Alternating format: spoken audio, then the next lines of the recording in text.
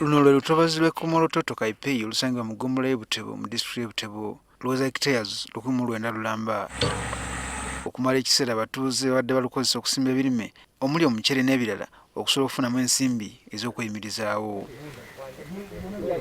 Mu kugezaako okukuuma olutobazi n'omugga guno ab'ebyobutonde balaanika okulaalika abantu okuluvaamu ekitabadde kyangu olw'okuba bangi wano bwe baali bajja ensimbi.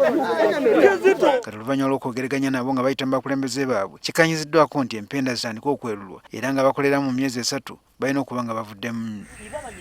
Abalimi abali mu 7 bibagenda okukosebwa. Oluvannyuma lw'okugulawo ensalosalo zino tugenda kusaba abantu bano abali munda basobole okufuluma bonna nga balekerawo okukolerayo n'okugira kyetwogedde nabo babadde bakyasabamu obudde era tukyagenda mu maaso okulaba nga obudde obwo basaba tulaba nga tubutuukiriza. Kitegerekesa nti wabula babadde bakoleramu tebagenda kuviiramu awo. Naye gavumenti mu projekiti eno yanoonya ensimbi okulaba nga ebayamba mu ngeri endala nga abamu basabye bagenda kulunda ebyennyanja, abalala tugenda baweereza amazzi ku lukalu mu irrigation basobole okukozesa, abalala basabye ebisolo okulunda, naye tukyalowooza nti wakyaliwo ennamba nnene etannaba kutuuka ku nsonga ki kyennyini kyebagenda kukola. Enteekateeka eno ey'okukuuma omugga guno lusaako olutobazi ezingira mu disitulikiti 12 nnamba. Okuggula ensalosalo wakati w'omugga wakati w'olutobazi n'ettaka ekkalu era nga tugulawo nga tusimba amayinja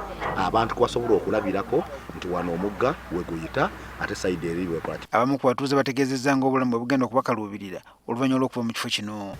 Enfuna yaffe yonna yonna wano okusoma kw'abaana waffe kwonna kwonna omugga, okulya kwaffe, okusoma kw'abaana, okuwasa bakyala, obuyambi bwonna amadwaliro abantu nga balwadde obuyambi bwonna buva ku mugga wano. Bano era beewuunya obuyambi gavumenti bwegenda okubawa bwe bwenkana. Naye tulinze akantu mugambi gwenda otuwa nga beneficiaries kankanawa era tusaba twagala akantu akasobola okuweerera abaana waffe family zaffe zonna zibeere nga kiki nungi. Enteekateeka y'okutaasa olutobazi n'omugga guno gavumenti eyambibwako aba Green Climate Change.